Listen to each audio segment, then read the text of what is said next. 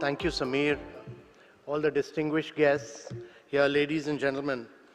I'm truly delighted to be here. Let me take this opportunity to welcome all the distinguished guests who've come from different parts of the world, all the G20 member countries, and many young leaders who've assembled here today. The G20 is a very important grouping. It's probably the most powerful grouping in the world because it comprises of both the developed and the developing world. It comprises about 85% of the global GDP and about 78% of the global trade. But more important, that almost 92% of the total patents emerge from G20 countries. G20 has played a very critical role in the past at times when economic growth was impacted, when financial progress was impacted, and so on. And therefore, we are meeting at a point of time when the world is in the midst of a turmoil. Global growth has slowed down. There's a looming crisis of inflation. There is a huge crisis of vast number of people going below poverty line because of COVID. Almost 200 million people have gone below poverty line. Over 100 million people have lost their jobs. There's a crisis of global debt. 70 countries have been impacted by global debt. There's a huge crisis of climate finance and climate action.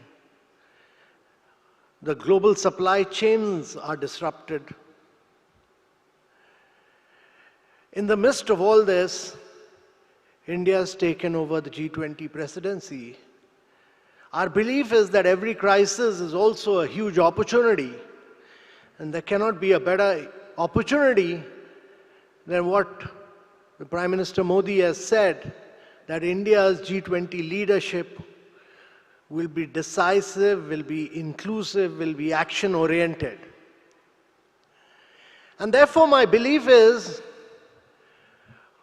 that the development working group, which to my mind is really the heart and soul of development as far as G20 is concerned and has to play a very critical and a major role, is very, very significant. And I think it's incumbent upon everyone who's representing their respective development working group to be very progressive, very forward-looking, and to draw up an agenda which can really enable the world to technologically leapfrog. I've for long worked in the field of development. Many years back, when I was working in the fisheries sector of Kerala, my job was to transform the lives of traditional fishermen. We were able to provide them new crafts, which were the fiberglass crafts. We were able to give them fishing nets, new fishing nets, which were then known as the disco nets in Kerala. And we were able to give them outboard motors so that they could go much further into the sea. But opening their bank account was a nightmare. It used to take us about 7 to 8 months to know your customer, chase physical bank managers, open their bank account. And I've seen the transformational journey in India. Today we open a bank account in less than a minute using our digital identity, which is the biometric.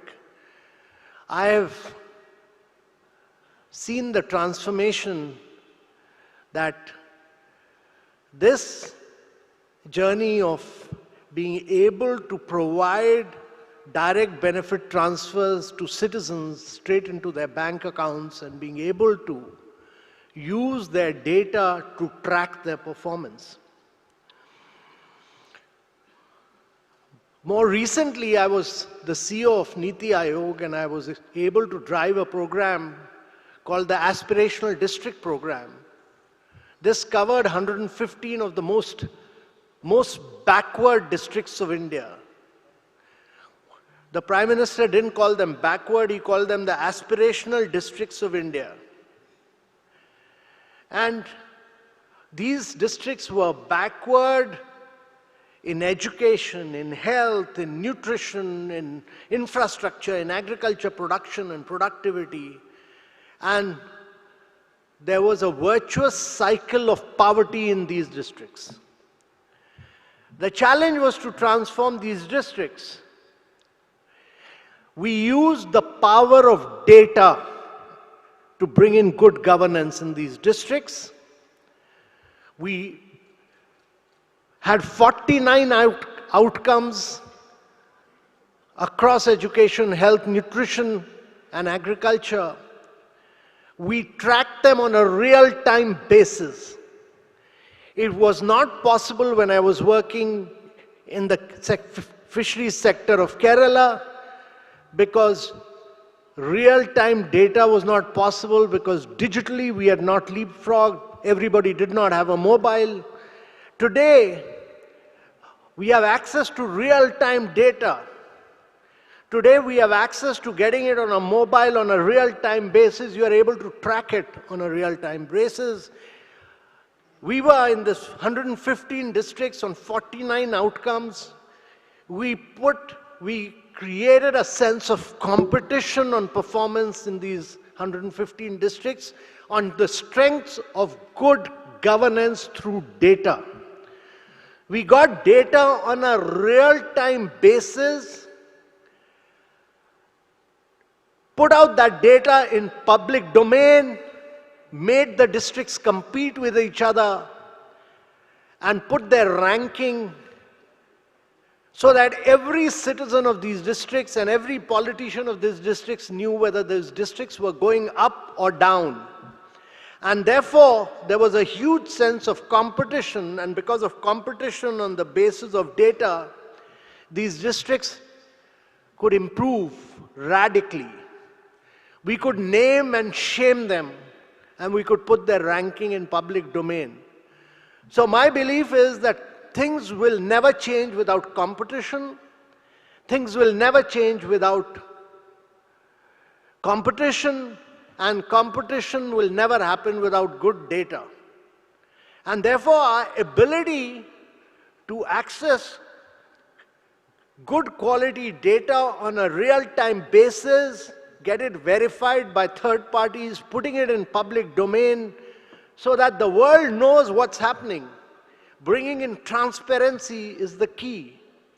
And I have seen these districts which remained in poverty for 65 to 70 years, transforming within a period of 2.5 to 3 years on the basis of the power of data. The data brought in good governance, and good governance brought in competition, and competition ensured that every district officer competed and transformed their districts. We then took this model to education, to health, and we started ranking states. We started putting this competitive spirit, and India is a very large country. It's bigger than 25 countries of Europe, plus another 30,000 kilometers, but we put out the ranking of states, of districts, all in public domain. We received a lot of flack, but it brought in transparency. And to my mind, it's very important that we do this. The challenges are many. The challenges are that firstly, public data remains inaccessible because government officers don't want to put out data in public domain. They want to own that data for whatever reason. They are possessive about that data. And it's very difficult to either find that data or download that data. So the first thing is making this data accessible to the citizens so that academicians, researchers, everybody in government is able to access data. Secondly, the data is very siloed.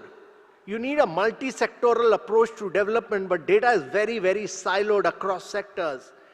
Even the health ministry will not know the data coming in, and they are not able to get the data from primary health center, the medical colleges, all in silos. There is data. It's not that there is a shortage of data. Data is existing everywhere, but it's all siloed. So break the silos.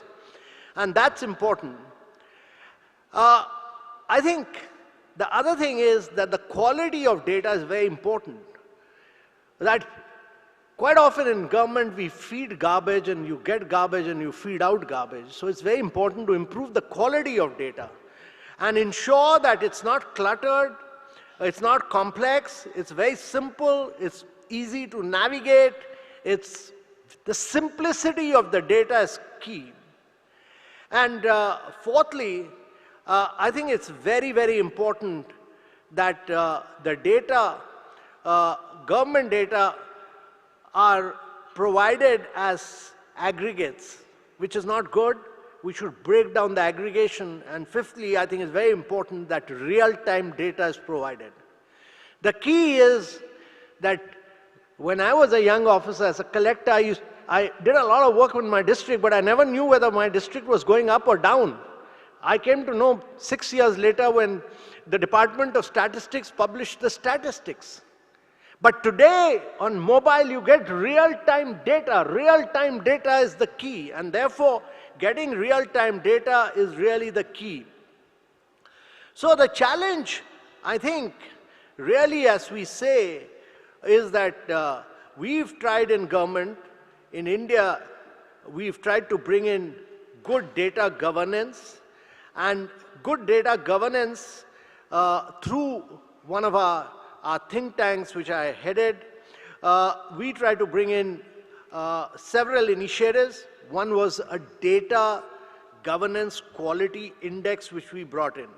Now, what the data governance quality index does is that it enables you to do your own assessment of your data quality index, which is very important to my mind. You should be able to, there's huge amount of data being churned out, but every organization should be able to assess for itself whether it is doing good data governance around several criteria. And we really looked at self-evaluation of the data, which everybody should look at. And let me tell you, I'm absolutely convinced in my mind that the less developed countries, the developing countries, will never be able to technologically leapfrog, will never be able to grow, will never be able to prosper without the use of data and good governance, and using the power of data for development.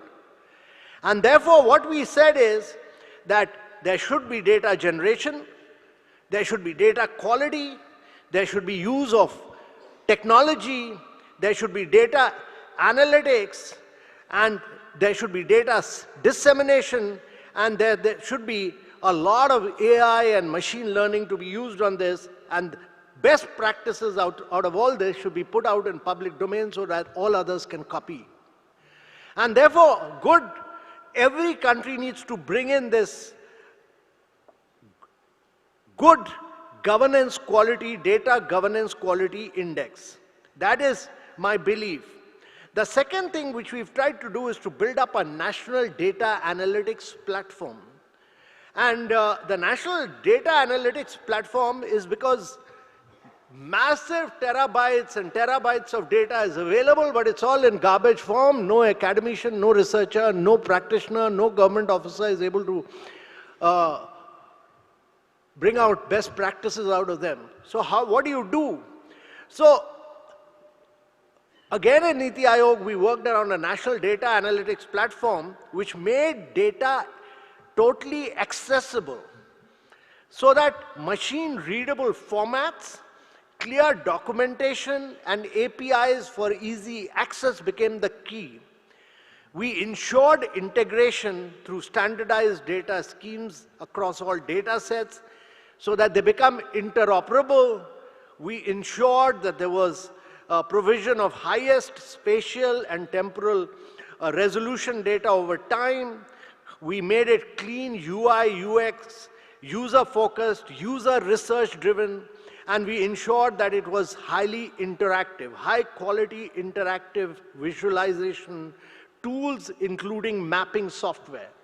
Now, these are really the key, because not that there is no data, but every government department thinks he owns data. The data may be available in marketplace, but he doesn't want to part with it. So you bring in that data, put it in a platform, make it easy, accessible to everybody, and bring out all the best practices. So my learning from all this is based on my own experience. And my experience is that I worked very hard in the lives of fishermen, but I could not transform it. I could not bring in competition. I could not bring out best practices, because at that point of time in my career, there was no access to good data. I could not bring in good governance there, though I worked very hard. In aspirational district, I could transform 115 aspirational districts of India in 2.5 to 3 years' time, which would have taken India 6 decades. 3.5 years, what would have taken 6 decades because of data for development. And that is what data for development does. But it's a tough job. It's not an easy job.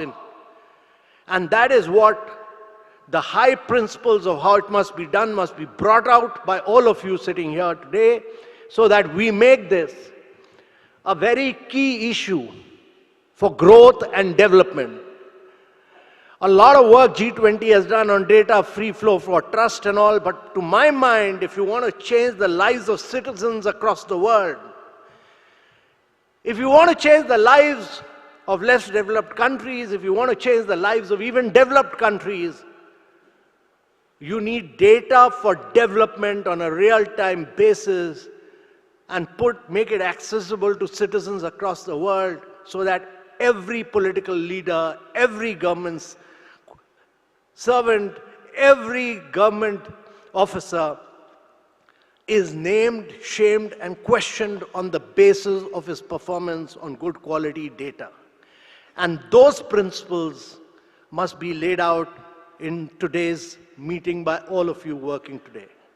Thank you very much, ladies and gentlemen.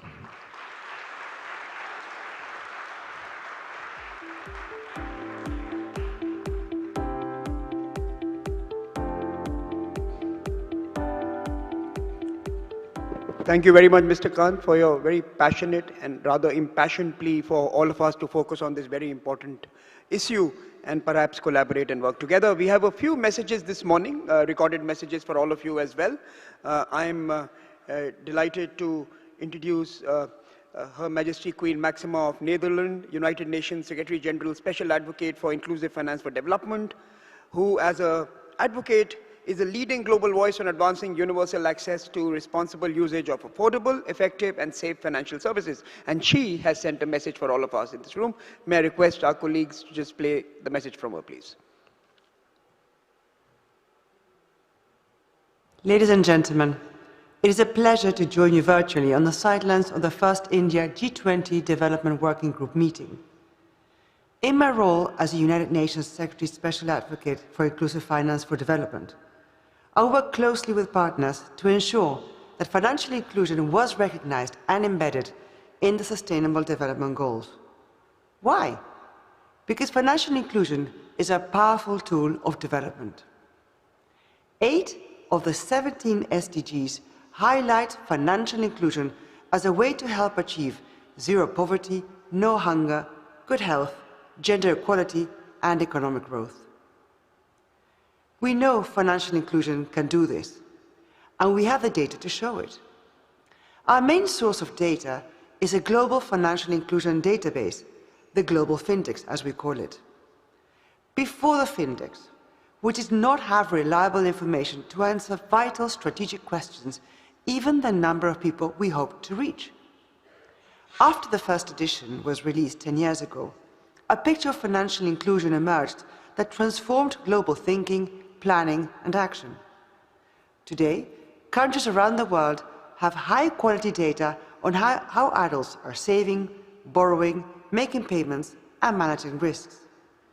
The big picture is that 71% of adults in developing economies now have a formal financial account. A decade ago, it was just 42%. The data helps provide a close-up view. We have learned that when rural households in Uganda started using mobile money accounts, their food security increased by 45%. This year's FinTech report covers new ground and offers fresh insights. For example, how financial worrying and resilience affect the way people manage shocks like job loss, illness, crop failures, or natural disasters. How is this new data being used? Often to create better financial policies, products, and services. We can see this with businesses that serve the poor and vulnerable. In October, I visited Tanzania and met with smallholder farmers who now have the protection against the impacts of extreme weather. Acre Africa offers microinsurance and affordable digital weather index insurance product. Weather satellite data makes it possible for Acre to assess and predict risks as well as trigger payouts when disaster strikes. Digital financial services are then used to send payments to farmers quickly, safely, and easily. The confidence farmers feel from insurance coverage has helped them seize new opportunities. They are now investing in better, drought-resistant seeds and using inputs such as fertilizer to boost their crop yield.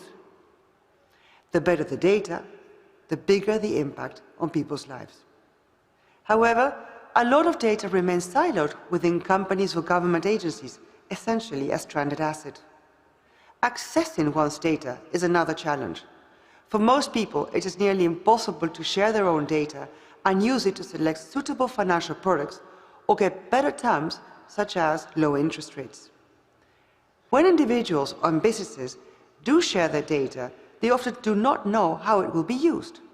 Most grant consent without reading the terms and conditions, which, as we all know, are often long and hard to comprehend. In short, people are not benefiting from their own data. They deserve more transparency and involvement in how their data is collected, shared, and used.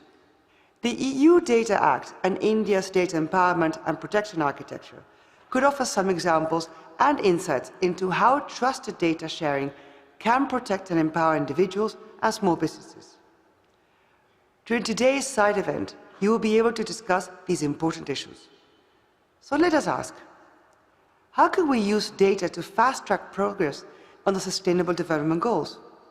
How can we share and learn about different approaches to data governance to figure out what might work best in our countries? And how can the public and private sector work together to use data and AI tools to support development outcomes?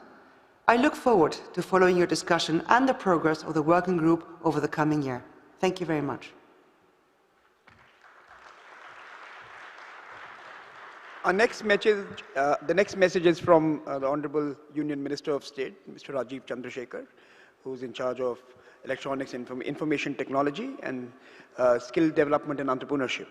Mr. Chandrasekhar, of course, is also currently in the process of driving this Digital India initiative, as well as putting together the data governance frameworks that both Mr. Kant and Her Excellency Queen Máxima spoke about this morning. So can I request my colleagues to play the message from Minister Chandrasekhar?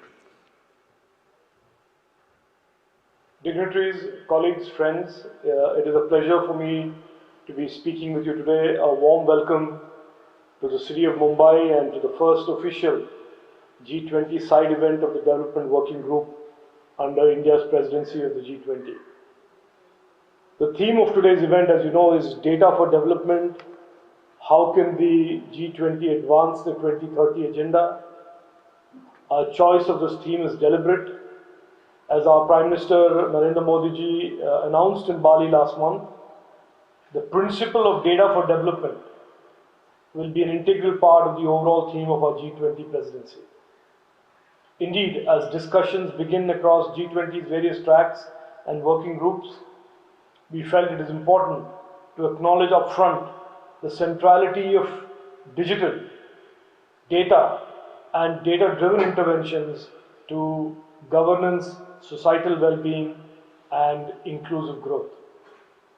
And the need for advanced, emerging, and developing nations alike to work together towards achieving the Sustainable Development Goals. Data and evidence-based actions must form the foundation of our efforts to ensure true inclusion, to ensure that no one is left behind as the world progresses and marches on in its quest for prosperity and progress. In the foregrounding data for development, we are building on a relatively recent tradition within the G20 and helping shape past achievements into what could become part of the G20's legacy to the world. Since the Japanese presidency of 2019, the importance of technology, digital, and data for development has been routinely reaffirmed by G20 leaders. The Saudi Arabian, Italian, and Indonesian presidencies have all recognized that we must harness the power of technology, the wealth of data provided by this technology for better information and decision making. An important corollary to this, also consistently emphasized by the G20 partners, has been the need to boost technologies for data collection, analysis, and other adjacent applications around it.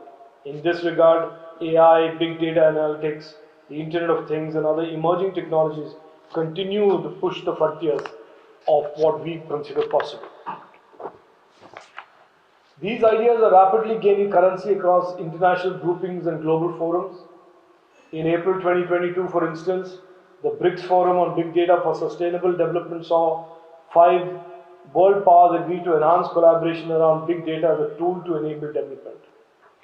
As within the G20, there was an overwhelming consensus that increased data-related knowledge sharing, scientific and technology cooperation amongst nations is imperative.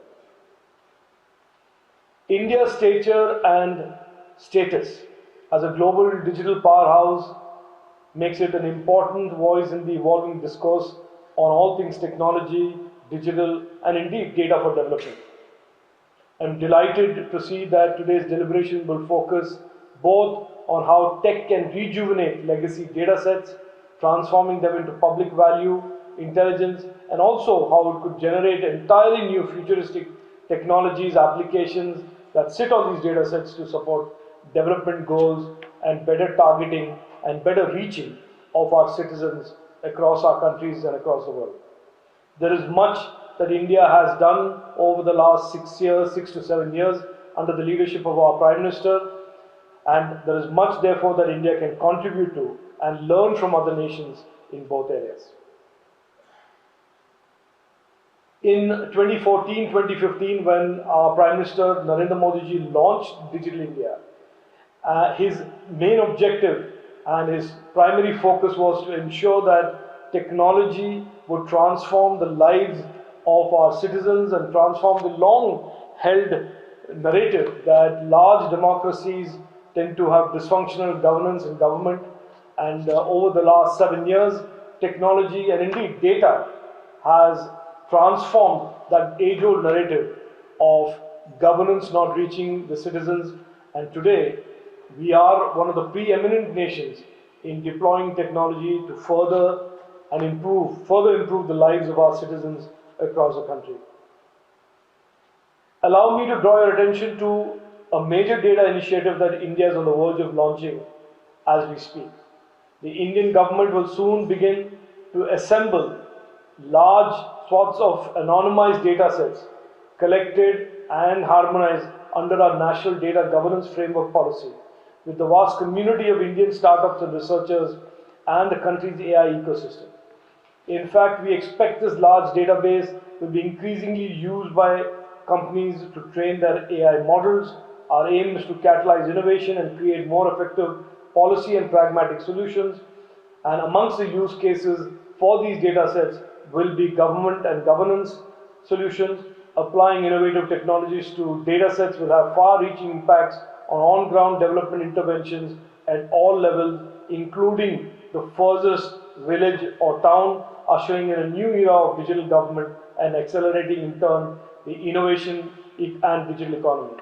This new policy will have certain beneficial spillover effects.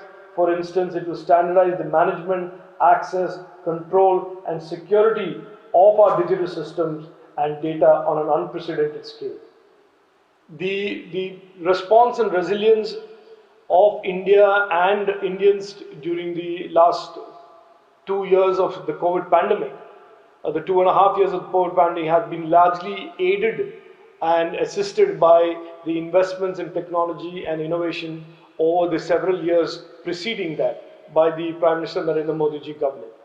These demonstrable benefits of technology and the creation of the India stack that is built on the identity authentication layer of the Aadhaar and the UPI payment platforms, and on top of which are layered multiple applications that range from health, education, skilling, are clearly driving India's further acceleration of digitization of government, and in turn the availability of data for better governance.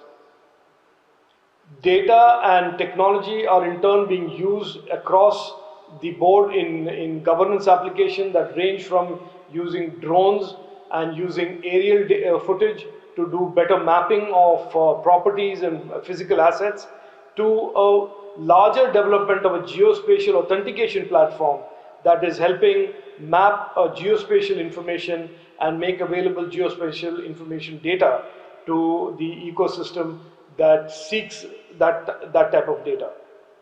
Prime Minister Narendra Modi ji recently declared, and I quote, "Geospatial technology has been driving inclusion and progress, and that it is a tool for inclusion, not exclusion in India."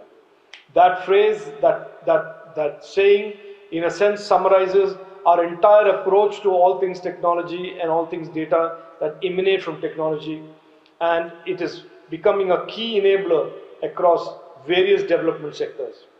India has begun supporting its South Asian neighbors in this space. The South Asia satellite is now facilitating connections and communications in our neighborhood.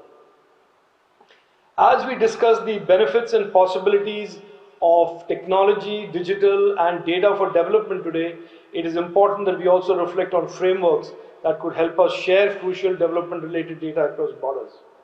It is critical that we find the right balance between data sovereignty and protection on one hand, and the notion of a data commons that could benefit the global community.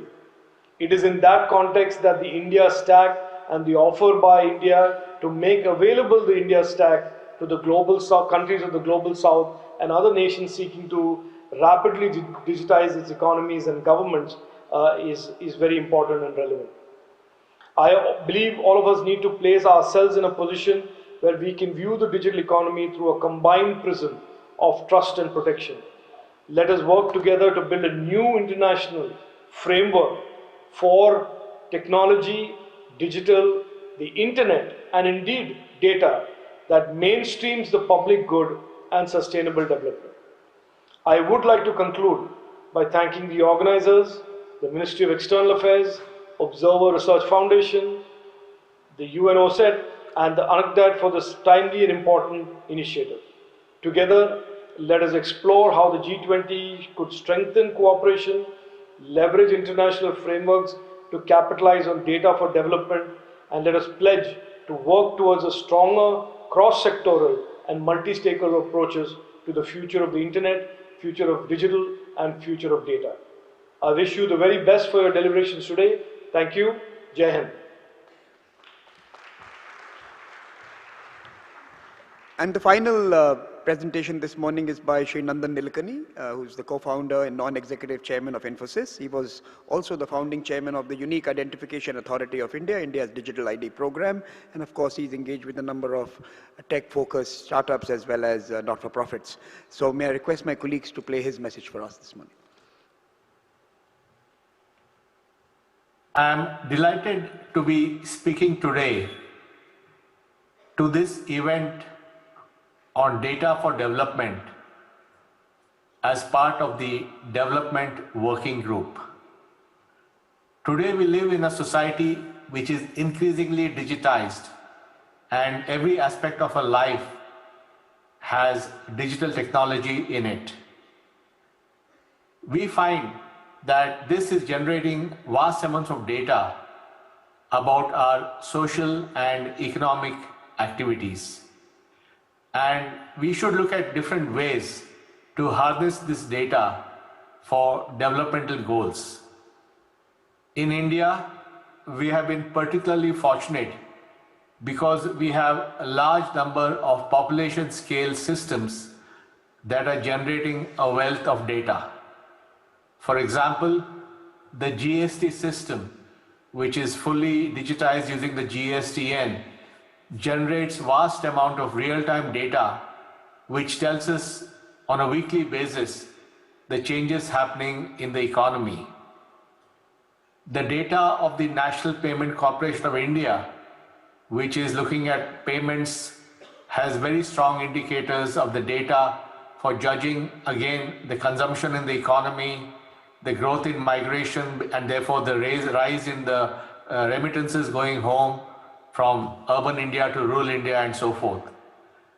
In education, the Diksha platform of the government will ultimately enable us to understand what are the learning challenges in India, what are the common misconceptions, and how they can be addressed.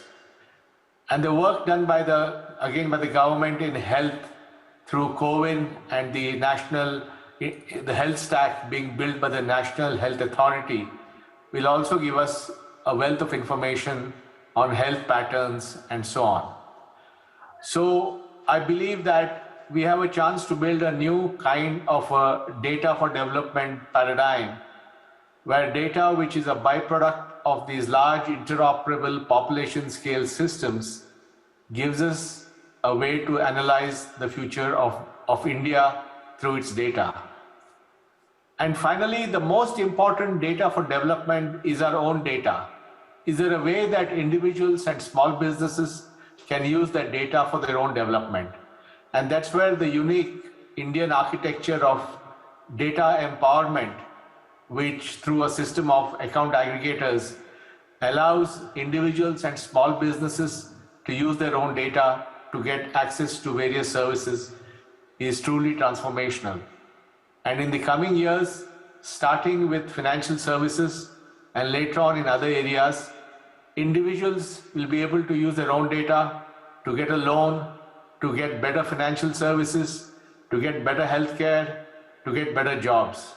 And so finally, the real paradigm of data for development is by empowering everyone with their own data so they can make their lives proceed in a way that they can improve their lives and make it better.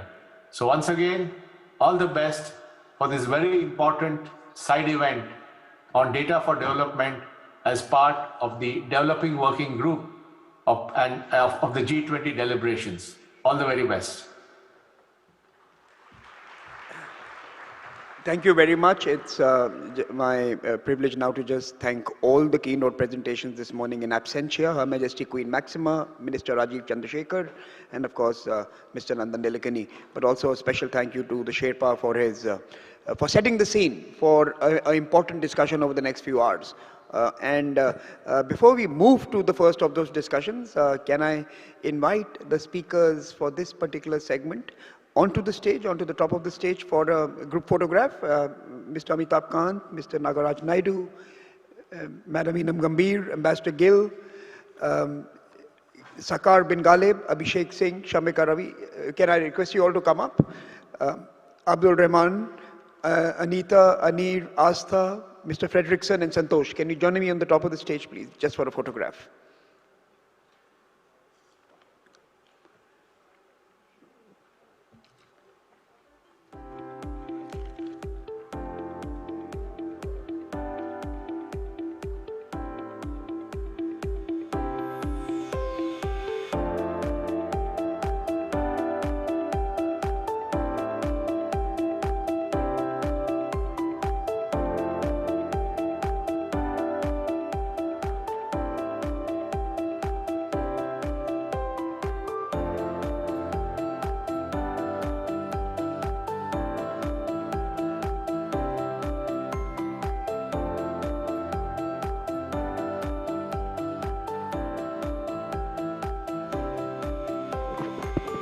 Jebel and Anusha and Dhaval, please join us as well. Samir as well, please come.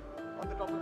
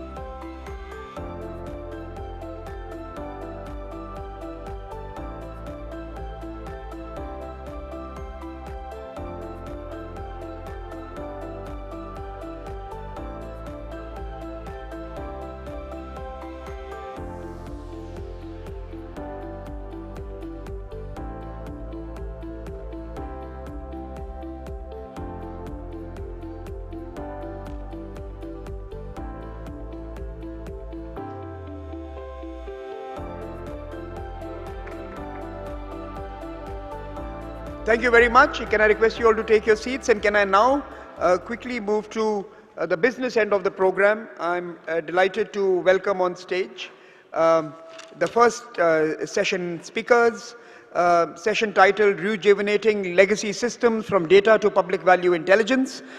Can I invite the moderator Sunaina Kumar, Senior Fellow, Observer Research Foundation, Sakhar bin Ghalib, Executive Director, Artificial Intelligence, Digital Economy and Remote Work Applications Office, UAE, Abhishek Singh, President and CEO, METI India, Shamika Ravi, Vice President, Economic Policy at the ORF, and of course we'll be joined virtually by Yuichi Leader, Ida, Deputy Director General for G7 and G20 Relations, MIC Japan. He'll be joining us virtually. Can I request my colleagues to bring him in as well? We have 30 minutes for this conversation, and let me turn it over to Sunaina to take the proceedings forward.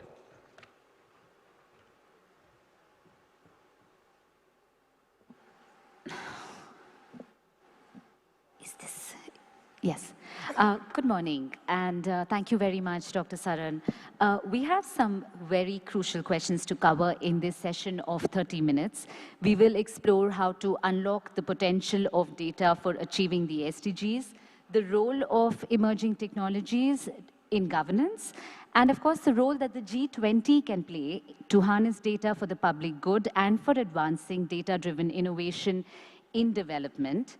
The flow of the session will be that we will have an opening round of interventions from every speaker. After that, we will open the floor to take questions from the audience. So let's dive right in.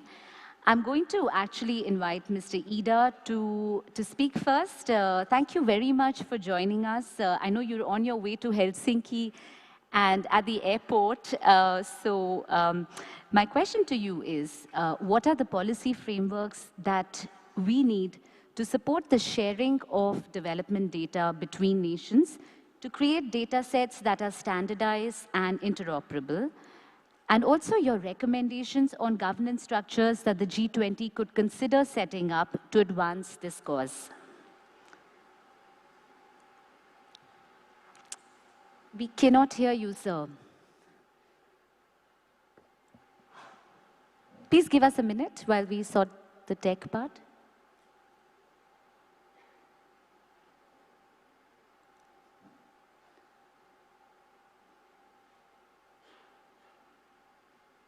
You could try speaking now.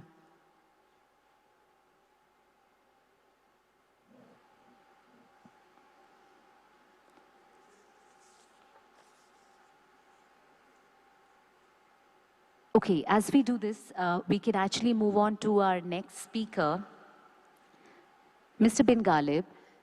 The UAE, of course, has been a leader in technology and also in mining data for development and early adopter of this. Can you identify core areas of governance and public service delivery that are most suitable for the application of AI to data in order to advance the SDGs, which is really the theme that we are looking at this morning? And also, if you can look at the approaches that can be taken to balance the development imperative with concerns on privacy.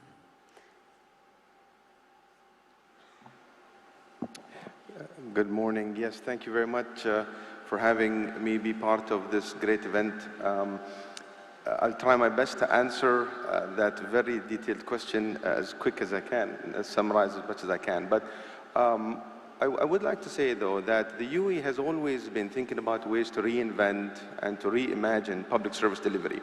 I would say a very big pivotal point for us has been probably in the late 1990s, where the UAE announced the creation of the... Sorry, I'll take a minute. I think you might have to speak closer to the mic. Sure. Where the UAE announced at that time the creation of the first e-government in the region. The idea at that time was that although we had maybe public service records digitized, we were looking at ways in which how can we start offering public services, leveraging the power of internet, which was at that time just gaining speed. And this was, if some of you may remember, when the internet was still connected using dial-up. But because of the foresightedness and thinking and the power of what the internet can provide and the ability of providing services, this was something that was launched in the late 1990s. This then migrated towards providing our government services on mobile phones with the advent of smartphones and the proliferation of 5G and 4G technologies, to then in 2017, when the UAE announced our first artificial intelligence strategy that really aims for us to be a leading nation within AI, and is composed of 8 primary objectives, and one of those objectives was adopting AI in government. And what we looked at that time in the AI office was identifying many of the use cases that could be leveraged using AI and big data technologies at that time. And I'm glad to say that the approach we took was, rather than us having to dictate to the government entities, the approach we took was to basically reskill a lot of the government entities from, say, the minister, N-1, N-2, N-3, to address a lot of some of the concerns that a lot of people had at that time. Will AI, or by that entity adopting AI, would that mean that I am going to be losing my job? Is AI going to be taking over some of the aspects in that sense? So the good news was that that whole reskilling program or upskilling program took place. And it was that graduates of that program that really drove through a lot of the use cases we are now seeing, most notably as well within the SDG. I'll talk really quickly about two use cases. The first was brought to us by a graduate of the program, and because the UAE is based in a desert environment, we had a law that basically outlaws the cutting down of trees to protect the environment and make sure that we are able to maintain the trees and monitor their health. And leveraging satellite technology, we were able to count all the number of trees, being able to identify the species, being able to determine the health, and really determine quite a bit. Now, this was a simple use case. Now, a bit more complex use case was where we had graduates from the program who came out from the Minister of Health and Ministry of Health and various other health departments, trying to leverage the amazing data set that the UAE has. We have over 200 nationalities that are living and residing in the UAE, and most of them go through an inspection program where they do chest x-rays and so on. These chest x-rays proved to be a treasure trove of data that allowed us to be able to train, the possibility to train AI algorithms for detecting various other chest diseases, be it cancer or be it tuberculosis and of such. This raised concerns regarding AI ethics, raised concerns about data privacy, and determining of how can these data be anonymized, how can it be shared with various research institutions within the country to be able to develop such AI programs and models. But I think in a nutshell, I would maybe like to highlight these two points. Thank you, Mr. Bin Ghalib. Dr. Ravi, if I can bring you in next. I want to ask you, how can the G20 bring out the public good value of data for measuring and, of course, accelerating progress towards the SDGs? And the second part of my question is something that you are quite invested in, which is how can development data be mobilized to promote women's inclusion and leadership? Thank you, Sunana. I will try and keep my focus on gender issues because that is the ask for this morning. I want to start with a personal story just to reinforce the fact that the power that data holds in modern society is a very personal story. You know, it's been 1.5 years since I've put up any COVID update on any form of social media, and yet until this morning, absolutely perfect strangers walk up to me and talk about those statistics and talk about how those statistics help them during you know, very difficult, uncertain, fearful times. I think the biggest learning from me, you know, besides the absolute humble sort of nature of this entire exercise, is that data is relatively objective. And that lends it tremendous power. That we can tell stories, also from policy perspective, we can motivate entrepreneurs and political leaders to bring about the kind of reforms that the societies need. So data becomes very, very powerful on that count. You know, on women's development, particularly in a democracy like India, I will start with two stories. One is from the political side of things.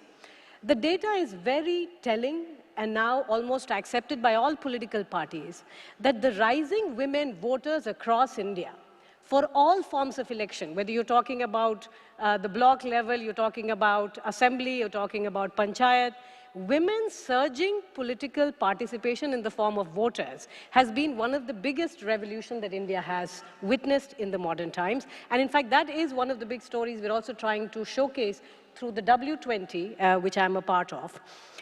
Now, if you just look at, globally, we just look at the parliament and we say, oh, we have 15% women MPs or 16%, and that seems like a dismal story if you compare it with the global democracies. But our democracy truly is a bottom-up. If you look at the grassroots, 50% of panchayat sarpanches are women. If you begin to rise above, then you realize that though women are not, you're not seeing enough number of women in leadership position, the number of contestants, and this is the power of data, India has witnessed a 16-fold increase in women contesting elections. That is a remarkable achievement. So what you're seeing is a gradual build-up of a pipeline of women leaders across India. And that pipeline is very much likely to have very serious impacts. The story is similar to a corporate finance story when you have board membership of women, and the growing pipeline becomes very important from a governance perspective. Is this, how important is it, and is it really significant if you consider how democracy functions? Yes. We have all realized that elections have increasingly moved away from the rhetoric of caste and the kind of community-led, the kind of typical rhetoric you saw in the first 50, 60 years. Today, a lot of elections are contested on the back of making amenities available, making infrastructure accessible and affordable, making healthcare, education, etc. A large part of that has to do with the surging women voters. So what you have to realize is that grounded leaders, political entrepreneurs are also responding to this surge in women voters. This is how democracy functions, and I think in the G20, this is a very important story of democracy. And why am I talking about democracy being an economist? Because globally, since 2006, we are noticing a recession in democracy. This you are seeing across country after country. There is a lot of literature getting built up that democracy is in recession globally. But clearly the Indian data from a gender perspective, if anything, stands out as a very, very strong symbol of why Indian democracy is only strengthening and deepening in the right ways. If you consider a lot of the development initiatives in the last few years, it is networked economy, but not network economy the way we typically think of it in terms of internet, etc. Piped water, LPG connection, these are all networks. And from a longer-term perspective, these have tremendous impact on long-term growth and productivity of human capital. So that's another very important part of the story. The third is from an economic perspective, which is a concern, which is that India's women's labor force participation has declined, and we are yet to see the kind of surge which ideally a growing young economy ought to have. But you know, the more we look at the data, the more we study, we realize that there is something very peculiar happening in terms of the care economy. Indian women are spending disproportionately large amount of time taking care of children and the elderly. Now, this is the power of data, because what you're realizing is if you were to monetize and include that as a part of the GDP, by the way, we do that for the agriculture sector when we impute value to women labor in the household and within the farm, we have to start becoming innovative from the data perspective when we think of women's contribution to the GDP. Because a lot of time, 7 hours on an average per day, is getting spent by women in the care economy. From the advanced market perspective, I suppose you all appreciate the fact that the care economy or health sector is one of the largest, fastest growing part of the OECD economies. And these are sectors which have almost never seen decline in costs. So these countries are also looking for opportunities and ways of lowering cost. And this is again where the power of data comes in, AI solution. You have a lot of algorithm being developed for providing better care, better health, counseling, etc., better mental health. Very large part of the problem as well. So you're seeing the data is getting mobilized globally, data is getting mobilized within India as well. And if you go to a district, and some of the most remote districts of India, our districts are very large, 2.5 million people. So the kind of precision policy making we are talking about can only be made on the back of robust data. A word of caution at the end is that data is not a panacea. Data requires, and when institutions become very data hungry, which SDGs require us to monitor closely and think of precision policy making, when institutions become data hungry, it means that we also have to create an appropriate architecture. When our doctors and nurses are busy entering data, that is not the best use of their time because we are short-staffed. So we have to create an entire cadre of health workers, education workers, infrastructure workers who are really specialists in entering and analyzing the kind of data required for better policy making. Thank you. Thank you, Dr. Ravi. As you said, data is both objective and also revelatory. A lot of new things come out of it. Moving on in our discussion, I'd like to turn to you, Mr. Singh. And of course, you have been leading the initiative on Digital India. If you can give us an overview of emerging technologies like drones, artificial intelligence, geospatial mapping, and how they can be applied to data for development and for governance. And the second part of that is, how can the G20 work towards upscaling the use of emerging technologies? Thank you. In fact, the context for the question has already been set from what Shamika said and what Amitabh Kant mentioned about the work that has been done with regard to leveraging data for decision making, as also using data for better implementation of public service programs. What we have seen in India is that when we have access to data with regard to healthcare, and have we used it for solving problems, for ensuring better access to healthcare, and using simple AI models, it results in great benefits.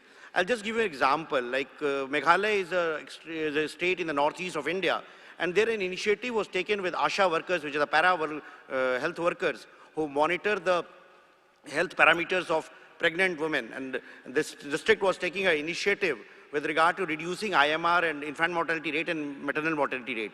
So what they just started doing was a simple mobile application was built, and the basic parameters of the pregnant women were uploaded on a server. Then this data was going to experts in St. John's in Bangalore, and they kind of looked into various parameters and came up with a conclusion that which might be the women who might have difficult pregnancies.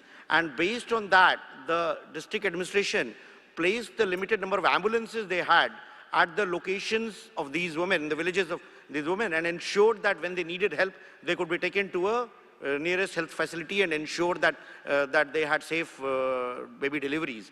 And this resulted in a drastic improvement in the number of institutional deliveries that they had. It resulted in a reduction in IMR, reduction in maternal mortality rate, and of course now this solution has been scaled up in the entire state.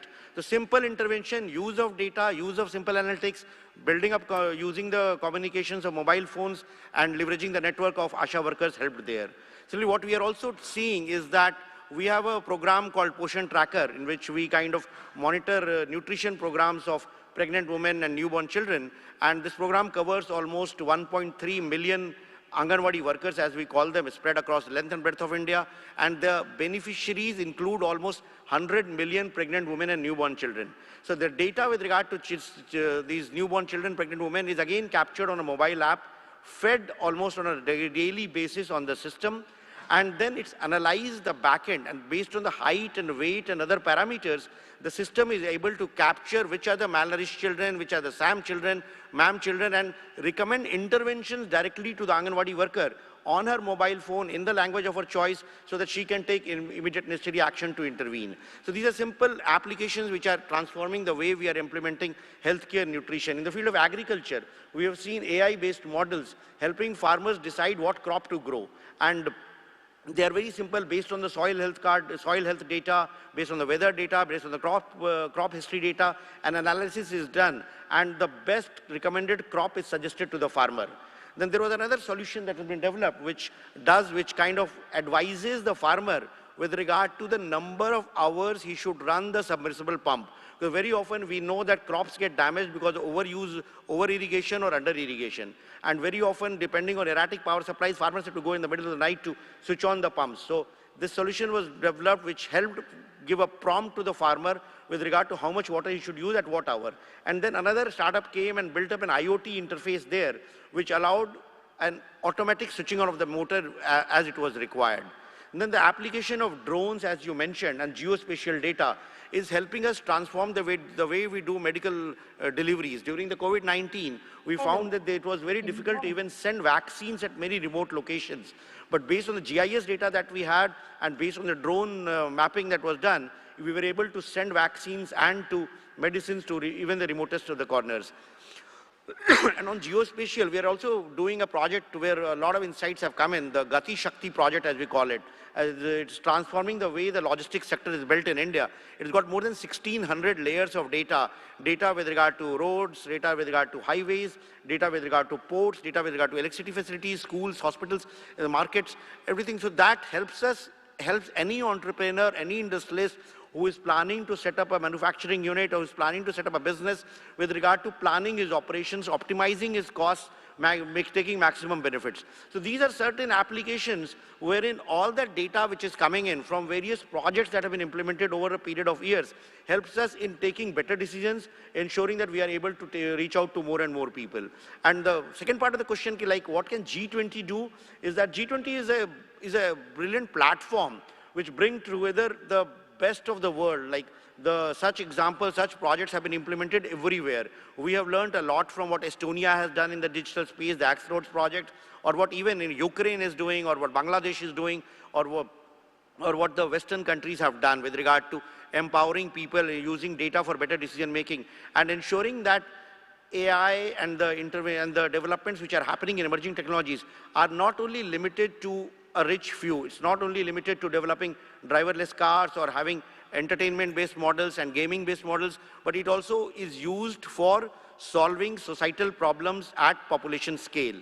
And if the G20 forum brings together a platform wherein all these solutions are kind of open sourced, or at least the knowledge with regard to is openly shared and brought into a public repository that countries can exchange, deliberate, learn from each other, and adopt and replicate. This will become a big, big achievement, and especially for the global south, if these, the learnings that have happened in the digital space in the last few years is shared with more and more countries, it is there for all of us to gain and benefit.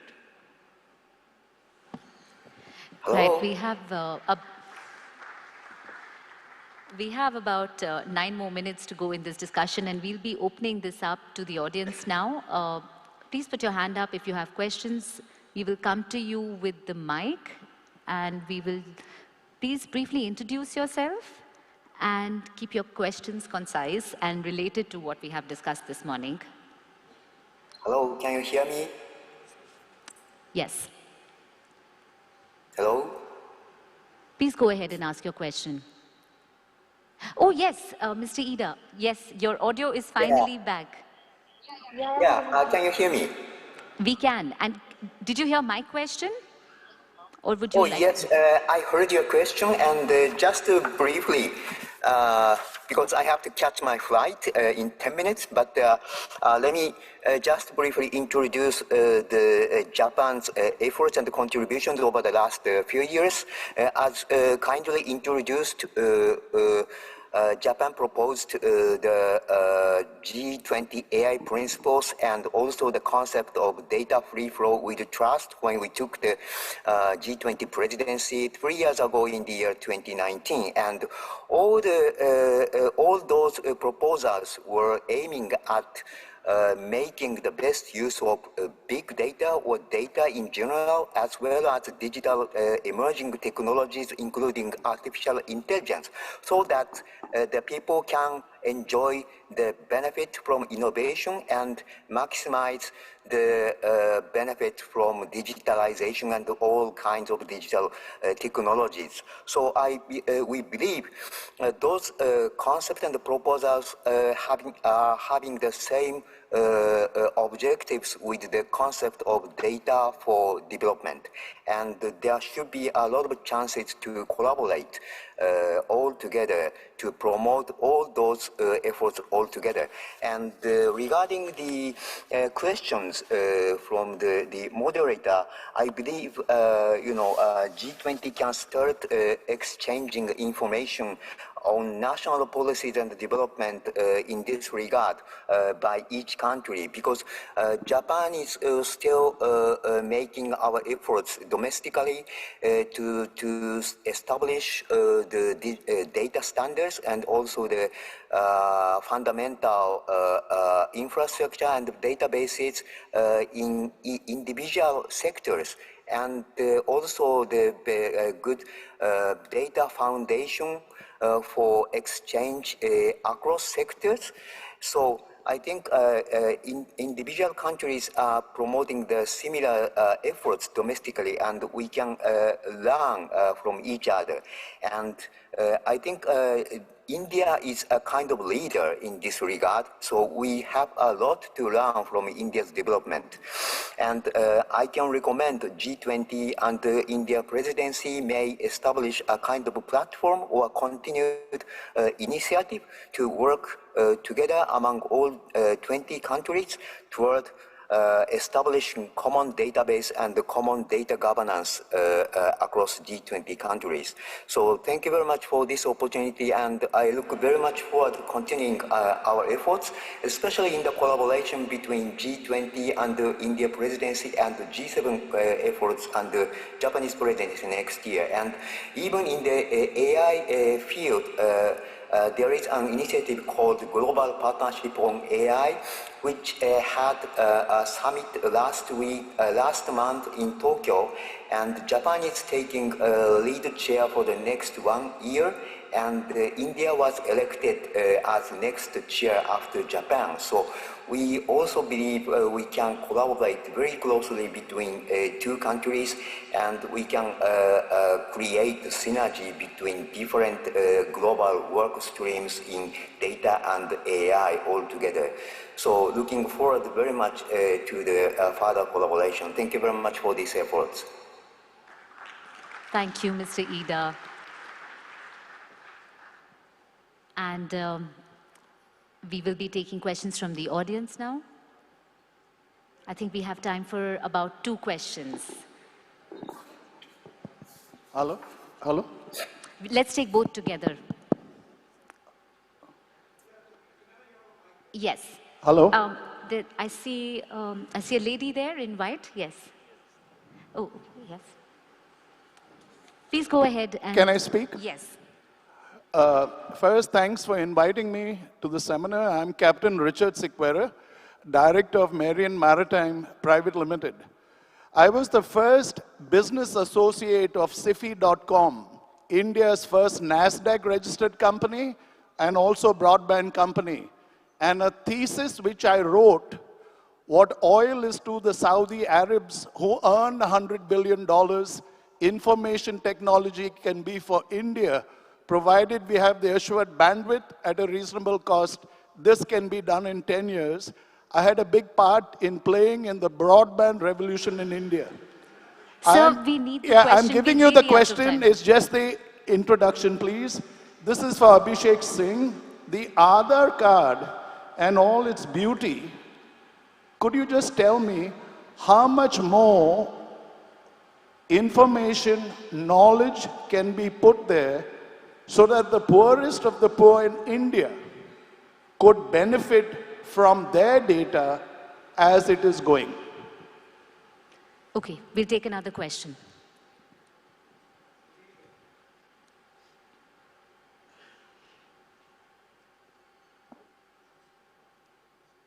Thank you very much. Can you hear me? Yes. My name is Corien van der Linde. I am the Netherlands delegate to the G20. And sorry, we cannot hear you very well on the stage. Just a little louder. Okay. My name is Corien van der Linde. I'm the Netherlands delegate to the G20. And we, of course, warmly welcome the insightful words of Her Majesty Queen Máxima of the Netherlands. in her role as special advocate of the UN Secretary General for Inclusive Finance for Development. And we are very glad and proud to have her as a global advocate for financial inclusion and data for development. In her keynote speech, she referred to the challenge for individuals and business in accessing and benefiting from their own data. Does this challenge resonate to the panel members, and what are the best practices to ensure that more people, especially the most vulnerable, are able to benefit more from their own data? I think Mr. Shri Nandan Nilekani from UIDAI talked about the unique system for data for individuals, starting with financial services.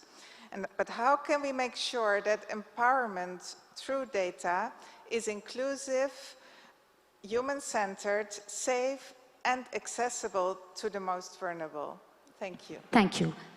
Mr. Singh, you can go first, and after that, perhaps Shamika and Mr. Bin Ghalib can address this common question on inclusive data. So quickly, given we have a short of time, so the question with regard to Aadhaar and how it can benefit the poorest of the poor, yes, Aadhaar has been used, in fact, for empowering the poor, for ensuring that we have a consent-based system wherein citizens who give their consent for using Aadhaar for accessing various public services, welfare measures, are able to access them. Aadhaar has been helping in ensuring that more than 400 million people in India have got bank accounts, the Jan Dhan bank accounts as we call them.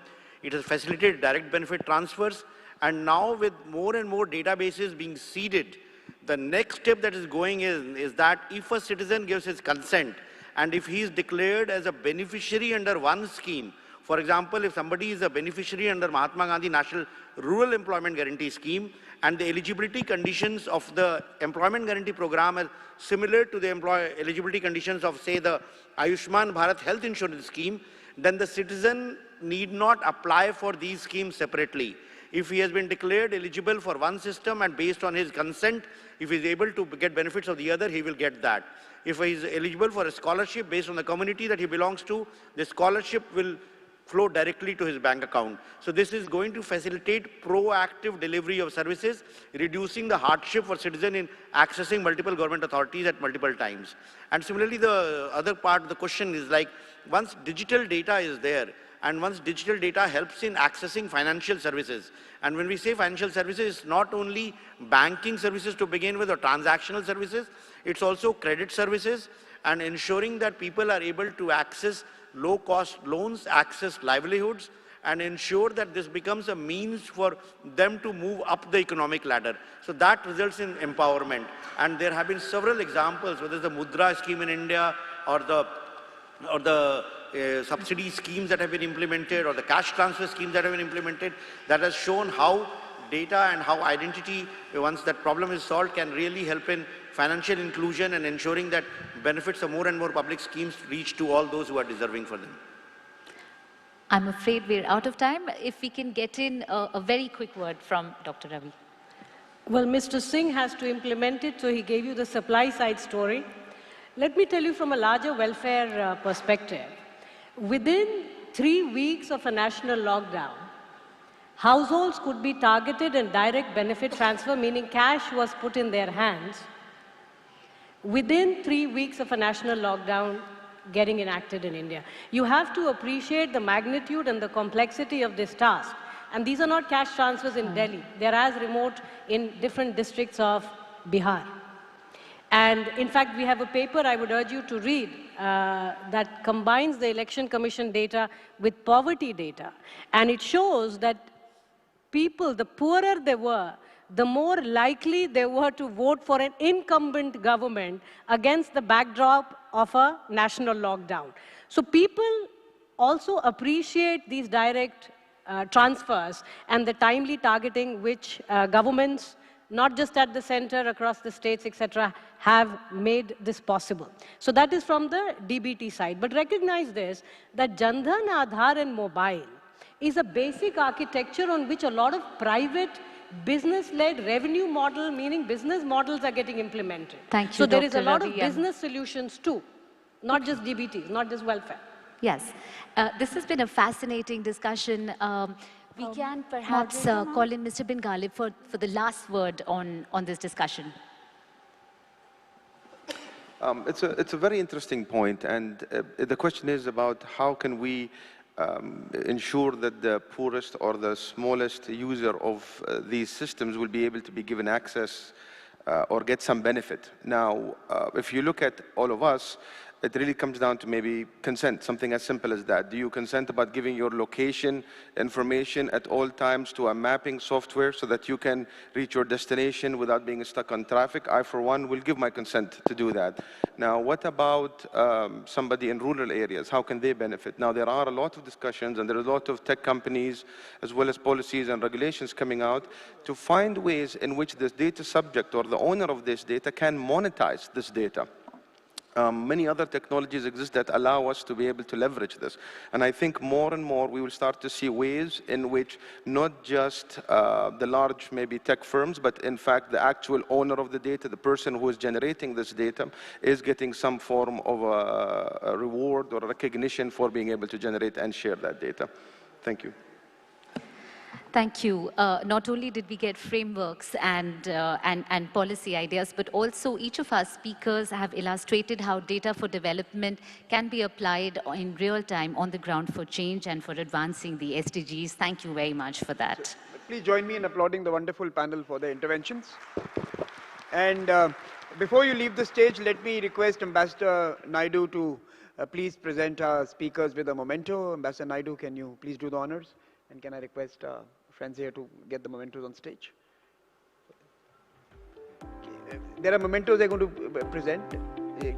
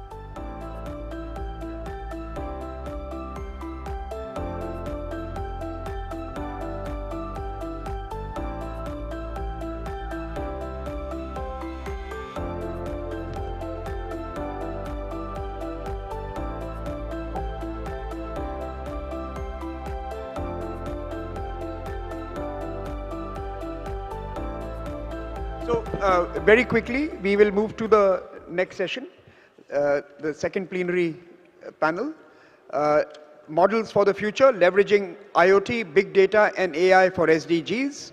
And to discuss this and curate this conversation, we have Astha Kapoor as the moderator. May I request her to come on stage?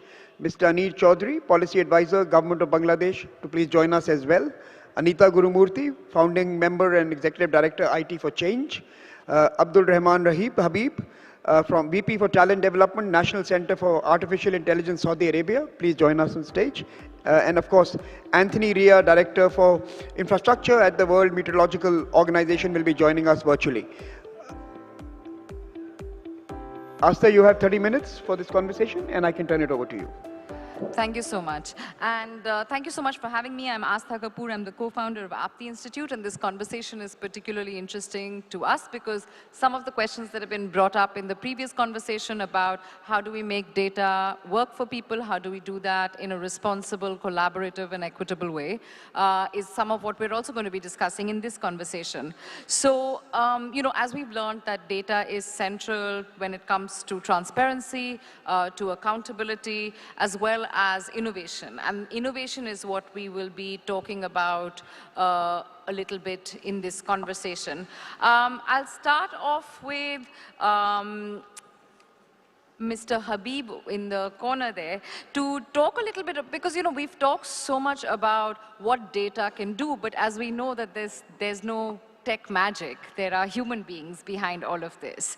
And we need to think more critically about the capacity that's required.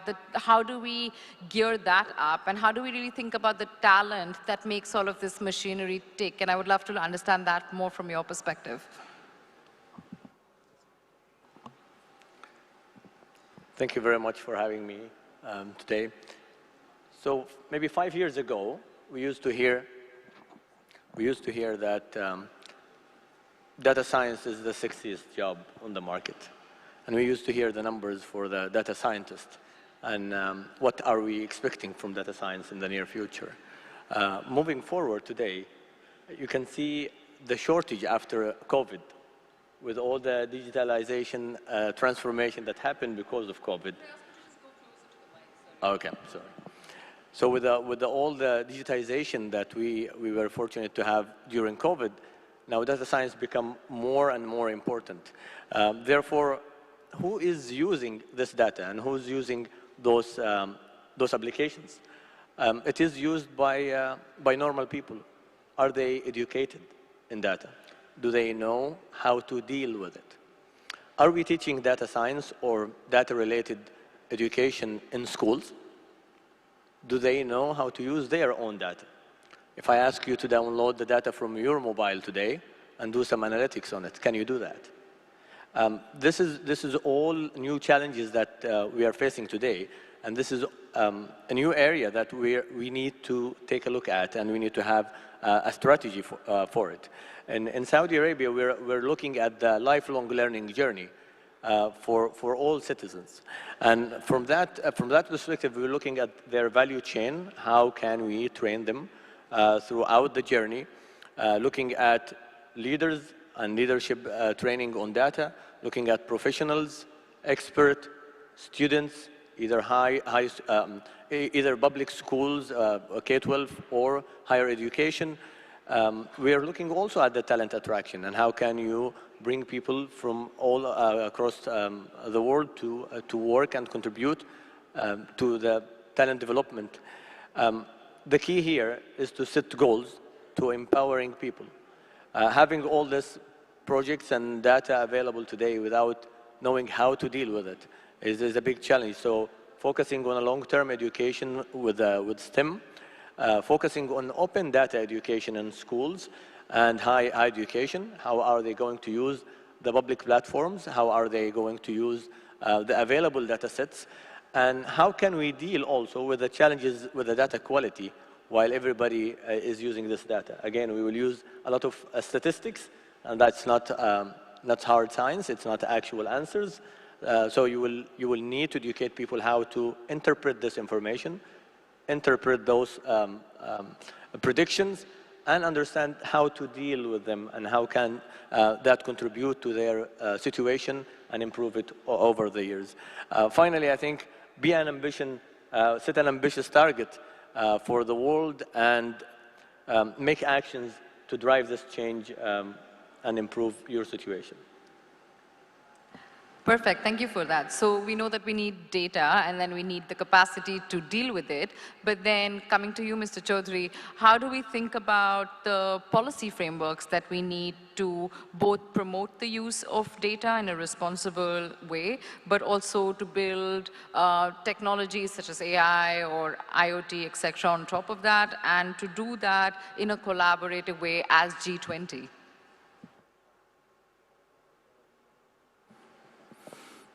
Thank you very much. Let me give a couple of examples of how AI and big data were used during COVID, actually, to benefit society at large, and especially the underserved. An example from Bangladesh, we have a national helpline called 333, which we launched in 2018 to support citizens across the board on specific important information from the government. how to get a passport, how to get a national ID, how to apply for loans, that kind of thing. During COVID, it was repurposed to become the national helpline to support telemedicine calls. We got 7 million calls, which were actually routed through AI to the right doctor at the right time. And we had thousands of doctors on call during the day to actually take calls and support citizens who could not go to facilities because all health facilities were closed. The same system was also used to do what we call syndromic surveillance, because we had in a country of 165 million people, only one RT-PCR lab in the first 3 months. So what we did was we asked people to call in to this number and report their symptoms. And we used artificial intelligence to analyze this data to identify where the disease was moving the fastest, and then take interventions like lockdowns and sending emergency medical help and all of that. We also use the same system to ask people to call in for emergency food support. So 10 million calls actually came in to ask support for food. So these are the kinds of things that we actually saw in Bangladesh. In a small country called Togo, phone data was used to identify real-time poverty ranking of people, because people's phone usage actually vary based on their poverty status. And this was a research done at the University of California, Berkeley. And this was used in Togo, and now we're adopting the same system in Bangladesh in the current socioeconomic context, and coming up with real-time targeting of poor people as their status changes, and coming up with a proactive social safety net. We're working with Google right now to do better flood forecasting. Actually, this is being done in Bangladesh and in India with better data and artificial intelligence to do better flood forecasting. But the important thing there is that we can come up with, and this is the research right now that is being conducted, coming up with proactive or preemptive social safety net before an event happens. So let's say, since with Google we know where the flood will impact, which household will be affected, we will be able to send help in terms of medicine and food and cash support before the flood actually happens. And we have seen in research from Oxford that people's resilience actually increases by 30 to 40% if you can actually support them before the event happens. These are the kinds of things that big data, artificial intelligence can actually allow us to happen. Now, on the issue of policy framework, I'll very quickly mention 6 things, maybe in a couple of minutes. The first, I think we all heard today from Mr. Kant's very impassioned plea that we need dashboards. We actually need data dashboards in every agency, and this is exactly what we are working on in Bangladesh. We have an SDG tracker platform, which is being contributed to by 92 agencies. So there is quite a bit of data sharing happening. But the important thing is that the civil service, the different agencies, the parliamentarians are actually using this SDG tracker to make decisions, develop better planning for their constituencies, and actually meeting targets. He also talked about the issue of competition. These dashboards actually allow unprecedented competition. He talked about naming and shaming, but I will also add to that there is a reward that we have introduced from the Prime Minister that influences behavior towards positive action. The second thing that I'll talk about is data sharing. And again, something we've all talked about this morning. So data sharing within government, because there are silos. Even in the Ministry of Health, we talked about health quite a bit, Abhishek talked about it. Even with the Ministry of Health, there are data silos between agencies within the Ministry of Health. And obviously between health and education, health and social safety net, there are data silos. So we need to break data silo within the government. And we've seen massive breaking of silos during COVID because our back was against the wall and we had to do it. We also need to break silos between private sector and public sector. So what we call the public, private, and academic partnership, not just PPP, but PPAP, as we're talking about. So public, private, and academic partnership to come up with new ways of doing data sharing. And the last but not least in terms of data sharing is across borders. We've seen massive data sharing during COVID because we needed to do that as travel was opened. But for trade, for crime, there are many types of data sharing that needs to happen across borders, and we need to develop data sharing protocols. What I've seen recently in Korea is that they've actually enacted data sharing laws towards open government, and open government portals have come up. So these are examples that we can adopt. The third thing is privacy protection. So as we share data, obviously, we have to be very mindful of privacy protection. And there is a lot of privacy protection laws that are coming up across the world, but we need to make a balance between privacy and quality of service. A couple of years ago, I was in Bangalore, and we were talking about research done in the developed countries and developing countries, and the foremost concern in developed countries was protection, privacy protection, and in developing countries, it was actually not privacy protection, but quality of service. So I think the needs evolve over time. As developing countries become more developed, I think privacy concerns become higher and higher, so we need to balance the two. The fourth issue is about digital divide. So as we are enacting laws and policies and actually putting in frameworks and infrastructure to include the excluded, often we're actually exacerbating the divide. So that's something we need to focus more and more, I think. We're in Bangladesh, we're actually working on a report called Equality Through E-Quality, where we're looking at the people we have left out despite honest efforts, despite massive inclusion efforts, we're actually leaving out. And there is an organization in India called Digital Empowerment Foundation actually doing remarkable work on that. The fifth one is a culture of experimentation within civil service and within society at large. And we have seen that with data, there is a lot that needs to be learned still in terms of visualization, in terms of analysis, in terms of use of the right and the ethical use of AI. So there is a lot of experimentation that needs to be encouraged through innovation funds, through different type of data leadership programs that we have seen in many countries.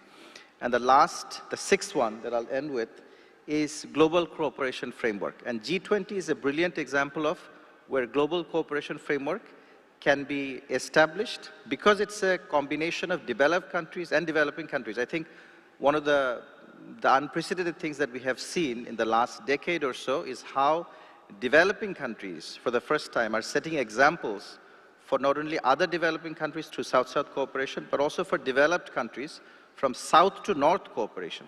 And I think that's where I look to Amandip to facilitate from his new position at the UN Secretary General's office to facilitate this kind of cooperation. And that will also require sharing and learning and also application framework, not just learning, but replicating good practices across borders. Thank you very much. Thank you for that. That was exhaustive because I think if we just run down those 6 points and do that as a collaborative effort over the course of our presidency, I think it will be quite a noble pursuit. But I'll turn to Anita, and I know, Anita, you've been doing a lot of work on the economic value of data. How do we distribute that? So a question for you is, how do we promote some of this collaboration and a common understanding and build trust in the process of data sharing for sort of innovation? And how do we do that with the lens towards equity? Because that's something that gets lost in a lot of our conversations. Yeah, thanks so much. Obviously, we all accept and understand that the data epoch makes it necessary to create and sustain the availability of high-quality data sets for innovation. So I underscore the significance of availability and accessibility. And we do have multiple competing frameworks today. For instance, the EU's data strategy focuses on creating common data spaces in various sectors. One is health, another is agriculture, finance, mobility, and so on. India, too, is attempting to create such common data spaces through data exchanges under the National Open Digital Ecosystems domains. Meanwhile, we've also seen the UN Secretary General's call for a global digital compact and the emphasis on the governance of the digital commons. So what kind of data are we talking about here? And this, I think, really frames our debate in some sense, which is that today 80% of the processing and analysis of data takes place in data centers that are centralized. It is anticipated that as we move along, the 20% that concerns smart connected objects such as cars, home appliances, manufacturing robots, and computing facilities closer to the user, what we call as edge computing, this is going to be very, very significant. The imperative for us in developing countries particularly is how do we democratize data value, and this has to be very integral to emergent policy thinking. This idea of democratizing data value frames, I think, and centers the economic governance of data from an equity standpoint. So what we are talking about is making a baseline for increased data availability the norm. And this actually entails two preconditions. The first is a people-centered and collectivist societal vision of data and AI innovation. And secondly, and very, very importantly, the techno-institutional capability for generating and sustaining public intelligence and innovation. From a G20 perspective, I want to make a few quick points on how we can engineer the deployment of data and AI from an equity standpoint. What would be the techno-institutional building blocks towards this? The first is to ensure accessibility of raw non-personal data and obligating standards for interoperability. And here, I think we need to achieve a very delicate balance, and I'm not very sure that anybody has cracked this. That is, no jurisdiction has cracked this very perfectly, and therefore there is a collective task here that the G20 could undertake, which is how do you balance the broader data access question for benefits, which is increasing competitiveness and innovation on the one hand, and ensure mandatory access to data sets does not result in free riding. Data sets which may be open government data or proprietary data sets. So we want to balance that. The second is we need to obligate machine producers and agri-tech providers, for instance, in certain sectors, the whole business of ensuring that interoperability and data standards can be maintained so that data portability becomes a right. We also need to increase discoverability. And discoverability is, for instance, mentioned in the Non-Personal Data Committee's report in India through the metadata registry. The second point I want to come to is the idea of data sharing, and I think here the rule of law is very important. We need to regulate data sharing because competition law is not enough, and we know this. And we need to challenge the enclosure of data value. And rules are needed for different sectors through which we need to define, for instance, what legitimate public interest may be for data accessibility. The EU's common health data space does this, and it has a beautiful idea of reciprocity, so that you're not just taking away from the data pool, but you're also giving back to the data pool. And I want to make a very crucial point here on intellectual property. I think the entire domain and the current regime of intellectual property is a vital policy area where we need to maximize public value while optimizing entrepreneurial creativity. How do we do this?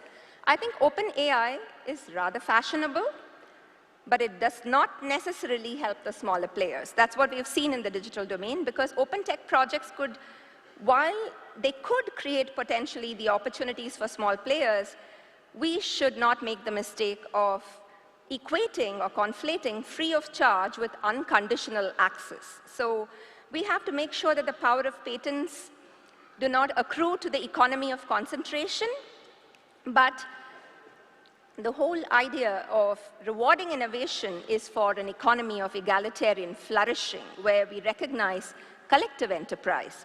So finally, I want to make the point that, and this was made also by Shamika in the previous input, which is we do need adequate safeguards. We need rule of law. We need to ensure that there is elimination of harm in inferred data generated by mixing non-personal and personal data sets. And in the health domain, for instance, we see this in many ways, equity, non-discrimination.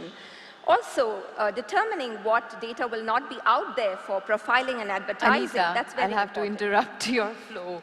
Okay. So to just close, I want to just make a point about data flows and trust. While it is important, I want to say that free data flows also require us to underscore autonomy, because trust is, I think, a consequence of autonomy and the freedom to pursue diverse pathways, for which I think the G20 should explore public finance opportunities to create digital infrastructures. Thank you. Perfect. I think we're joined by Mr. Anthony Ria as well. Can you hear us all right, I hope? Yes.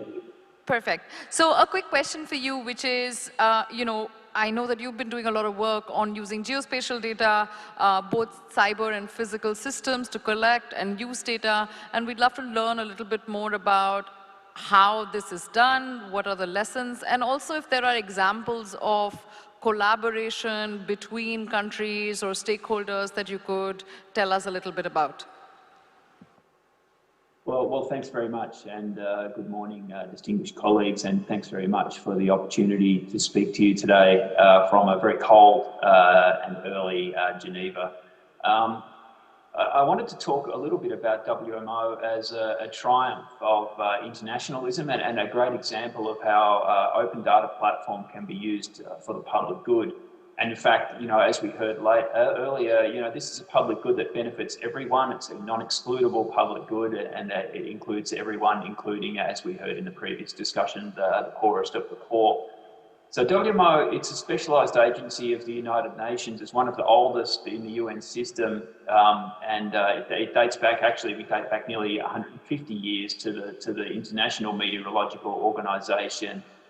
And what WMO does is it enables this global data infrastructure, and the forecasts on your mobile phone, forecasts of disasters such as tropical cyclones, information on the changing climate is all built on the same global infrastructure, and it's largely invisible from view, and we all kind of take it for granted that we can forecast the weather in a week's time, but actually it's not a simple exercise. It's built on a huge amount of global infrastructure, including surface weather stations, weather balloons, aircraft, ships, drifting buoys on the oceans, and many Earth observation satellites. In fact, more than 50 different instruments on satellites operated by the US, Europe, China, Japan, Korea, and indeed India. And this is very big data, many petabytes of data exchanged in real time across the globe and fed to a number of global producing centres, which are running some of the biggest supercomputers on the planet. And these are, once again, largely in G20 countries. These crunch the data in real time to produce the forecast that we need for the next 10 days and beyond. And as I said, that might be a forecast. Is it going to be wet or dry? Or is there a tropical cyclone bearing down on me in the next week? So it is very big data, and as I mentioned, WMO coordinates the standards for these data and brokers the agreements that allow the free and open exchange of data and ensures that all of our members, it's 193 states and territories, receive the data that they need to plan their activities to keep their populations safe and to adapt to the realities of climate change. So what does it mean? It means if I'm a small state taking meteorological observations, I can access the data, so I can take from the pool, as we heard in the previous speech, and I give my data in real time. So if I'm a small member with maybe just a few stations, I do that, but I can access the whole gamut of global data that's available. So it also means that a surface observation taken in Mumbai is interoperable with one taken in Geneva. It will have the same format, same metadata, what's measured is the same, and the measurements are traceable to a global standard. And I think these international standards are absolutely critical if we're talking about data interoperability. So WMO members recommitted in 2021 to a unified data policy, and open data policy. This is binding under the convention of WMO. It spans weather, climate, water, and environmental data, commits to the free and open exchange of data. And by free and open, we don't just mean within the Met services. This is everyone, whether it's the private sector, other government agencies, even the general public. And through the WMO information system that we're developing, and we're rolling out version 2 of that very soon, this data will be available to all, will be discoverable, so not just Met services, but the general public, and in a distributed model. So what's the role of G20 in this framework? Maybe just quickly, it's largely the G20 countries that are operating the Earth observation satellites. They have the capability and the resources to do that. And these are the backbone of the system, and it's largely G20 countries that are operating the global producing centres, the supercomputers that provide the data that's required for meteorological and climate services globally. We just had a challenge issued by the United Nations Secretary General that that all people on Earth are to be covered by early warning systems within 5 years. This is a huge challenge. We're not starting from a blank slate, but to meet this challenge, we're going to need the engagement of many countries, of the private sector, and of academia, and it's something that we're just working on now. We launched this at the COP just recently, and so this is about really leveraging this global infrastructure for the global good. And I think in the interest of time, I'll stop there, and back to you, Chair. Perfect, thank you so much. I'll open the floor for questions, but only questions, not comments and questions. So please, 2 questions only.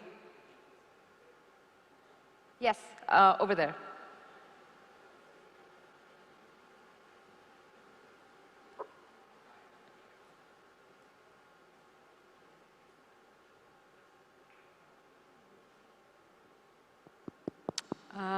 Someone who has a working mic? All right. Okay. Can you hear me? Yeah. Hi, this is Royston from Grameen. I run the microfinance arm of Grameen, which is the Nobel Peace Prize, and we have about 60 million clients. One of the critical things about trends we are seeing globally is the move towards outcome-based financing. And how do we use data to be able to track and measure outcomes so that those can be monetized, which can effectively bring down the cost of health or education or water or sanitation. So the question to the panel is, how do we use AI, big data, blockchain to be able to reduce costs to the bottom of the pyramid and measure the SDGs more effectively? Perfect. Should we collect one more?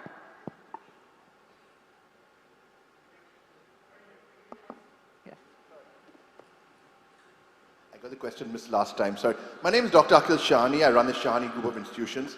When you look at data access and is available and technology is there, however, very often there are a lot of biases in the interpretation of the data depending on the sort of data that you collect. So for example, with COVID, number of COVID deaths versus number of people infected by COVID, number of people infected above the age of 60. Now, each of these interpretations will give you a different policy, let's say, outcome. Now, question to you guys is, are there best practices in determining there's a neutrality of the sort of data variables that you collect? Secondly, how do you ensure that there's the right decisions made based on that interpretation of the data? Great. I'll start with you, Mr. Habib. Do you want to take the one about bias and the quality of data? Do you feel comfortable? The first question or the second? The second question. Yes, the second question. Thank you. I think this is a great question.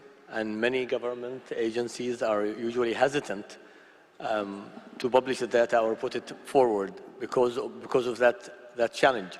People will interpret the information differently, and that's just the nature of having data available.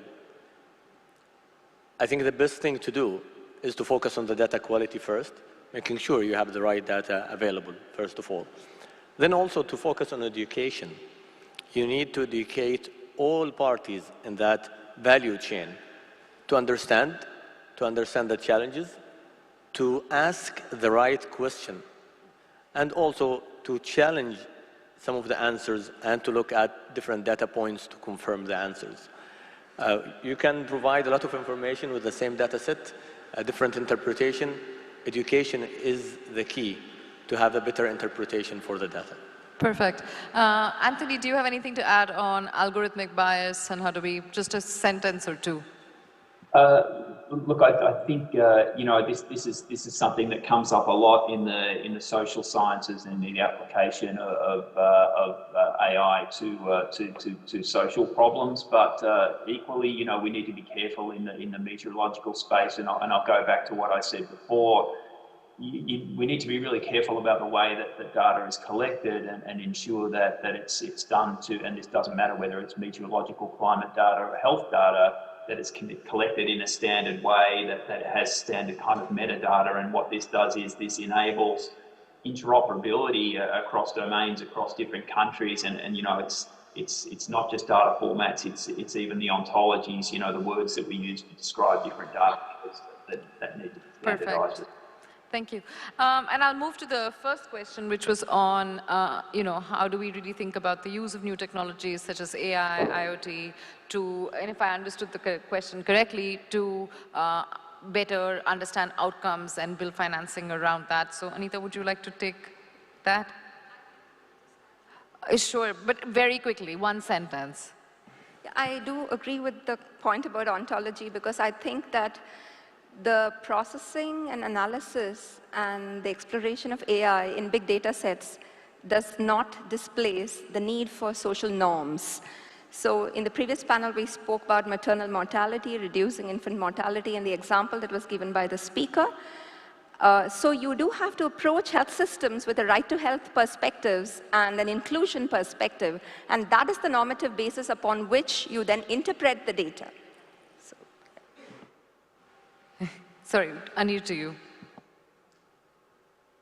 Thank you. I think I'll try to cover both very quickly. I think it's important to understand what outcome means. Often, government financing looks at not only even outputs, but inputs. So that's how financing is done. So outcome is even a far cry. So human understanding of outcomes, then having the machine learn about outcomes using data which is not biased, and then using artificial intelligence, I think is something we have to do. And in terms of bias that was brought up, I think two aspects of bias I'll really point out. One is the bias because we have not trained the algorithms, the AI algorithms in an unbiased way because we have bias in the inputs, but also human interpretation where bias is introduced. So there, I think what we have been doing is to go through a citizen-centric design process to understand both outcomes and eliminate bias from an underserved population standpoint, and developing that understanding and developing the right visualization, not the traditional visualization of charts and graphs, but understanding proper visualization for policymakers in the data dashboards. So that's what we've been working on. Thank you. Great. Thank you so much for a fantastic conversation. This has really been an interesting discussion. I take away from it that, people are central to the process of data, and of course, thinking through questions like interoperability, privacy, etc., are opportunities for G20 moving forward. Thank you so much. Let's have a big round of applause, ladies and gentlemen, for the esteemed panelists. It was indeed a very pertinent discussion. Thank you very much. Please stay with us, esteemed panelists, as I invite the G20 DWG co-chair, Ms. Enam Gambhir, to kindly grace the stage to do the honors and present mementos to the esteemed panelists. I'd also like to invite Mr. Torbjörn Fredriksson, Mr. Santosh Matthew, Ambassador Amandeep Gill, and Dr. Samir Saran to be joining us on stage. Ladies and gentlemen, I'm going to request Ms. Gambhir to present mementos to the esteemed panelists, as well as to Mr. Torbjörn Fredriksson, Mr. Santosh Matthew, His Excellency Ambassador Amandeep Gill, and Dr. Samir Saran. Please do join us, gentlemen. With that, Ms. Gambhir, may I request you to first present a memento to Mr. Abdul Rahman Al Habib, VP for Talent Development, National Center for Artificial Intelligence, Saudi Data and AI Authority. Let's have a big round of applause, ladies and gentlemen, for Mr. Abdul Rahman Al Habib. May I request you to present the next one to Ms. Anita Gurumurthy, Founding Member and Executive Director, IT for Change. Let's have a big round of applause, ladies and gentlemen. Thank you very much for the applause. Ma'am, may I request you to present the next one to Mr. Anil Chaudhary, Policy Advisor, Government of Bangladesh. Let's have a big round of applause, please.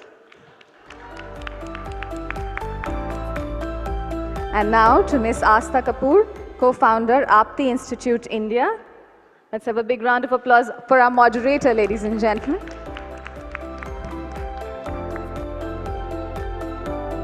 Ma'am, now to Mr. Torbjörn Fredriksson, Head, E-Commerce and Digital Economy Branch, United Nations Conference on Trade and Development. Can we have a big round of applause, ladies and gentlemen, for him?